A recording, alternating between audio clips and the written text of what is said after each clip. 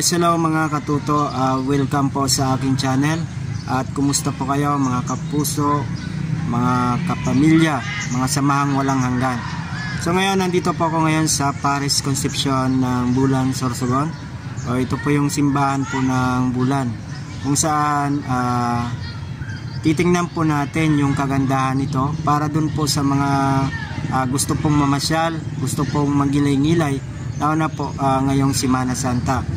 So ngayon, ililibot ko po kayo kung ano bang meron sa Bulan Immaculate Concepcion Paris. So para sa mga gusto pong bisita iglesia ngayong Semana Santa.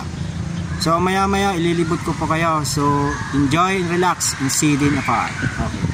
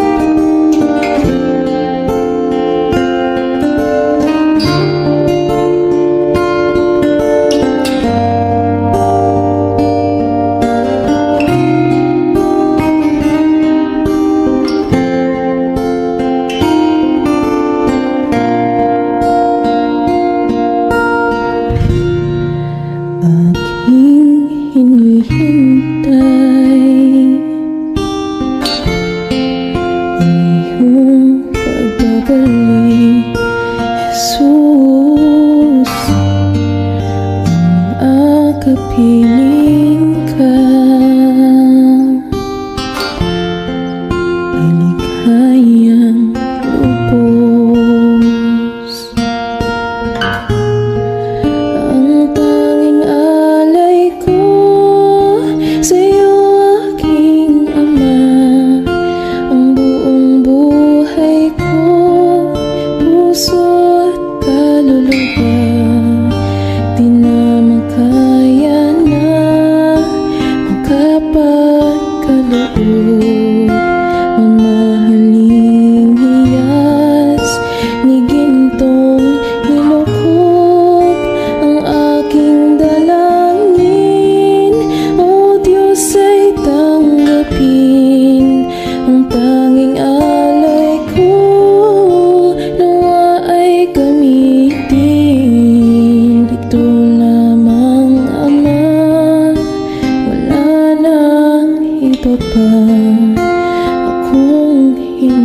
hinihiling. Yes, hello mga katoto at welcome po sa aking channel na The Good One PH. At nandito ako ngayon sa Immaculate Conception Pares ng Bulan, Sorsogon.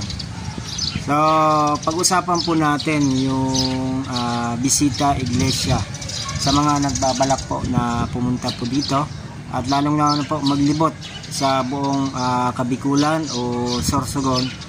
So, isa po ang Immaculate Conception Pares ng Bulan sa masasabi po nating pwede nyo pong puntahan at pagnilay-nilayan sa lahat po ng ating mga panalangin. Sa mga nagbabalak po dyan, lalong-lalo na po sa mahilig po na pumunta ng iba't ibang simbahan, isa po ang Bulan Sorsogon sa magbubukas po ng pinto para sa mga ating kababayan sa kanilang mga panata. So ano nga ba mga katuto yung pinag-uusapan po natin dito pagdating sa bisita iglesia o pagdating sa Semana Santa? Kasi karamihan yung nakikita ko nagkakaroon sila ng panata dahil sa mga kasalanan nila. Pero hindi naman siguro lahat ng tao ay ganun. So, karamihan siguro na nagbibisita iglesia o nananampalataya pagdating sa Semana Santa. Siguro kung may mga kahilingan sila na gusto nilang maabot. So, unang-una dyan, siguro ko para sa pamilya nila, sa sarili, sa kalusugan, kahit sa mga financial na problema.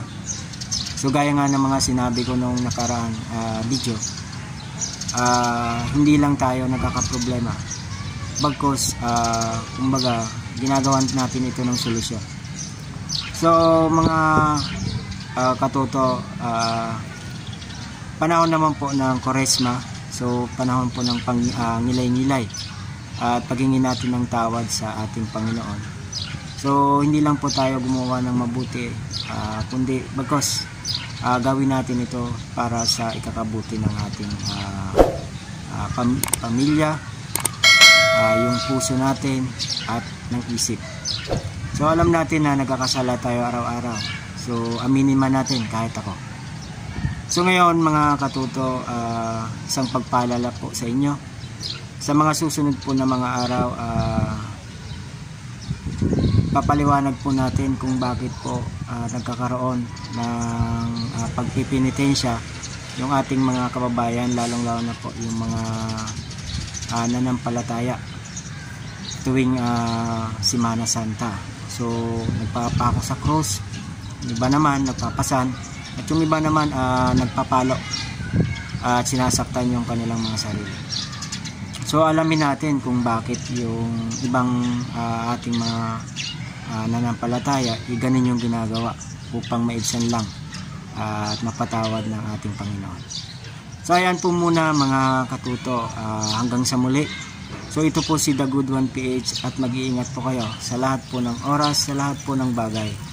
So lagi pong tandaan, ang Panginoon ay hindi natutulog. So maraming salamat.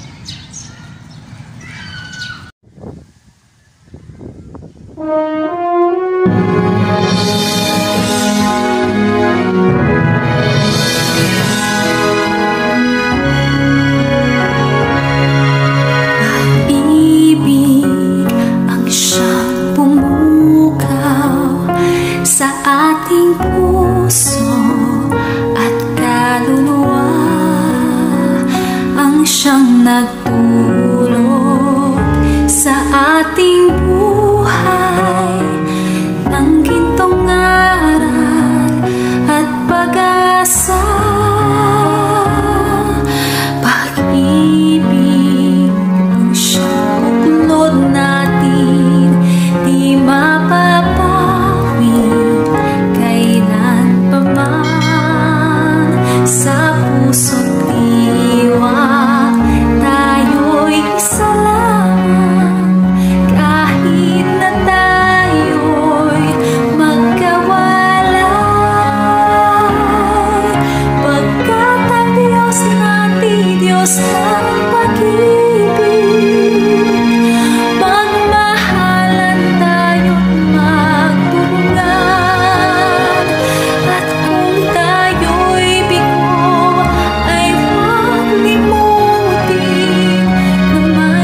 Diyos tayo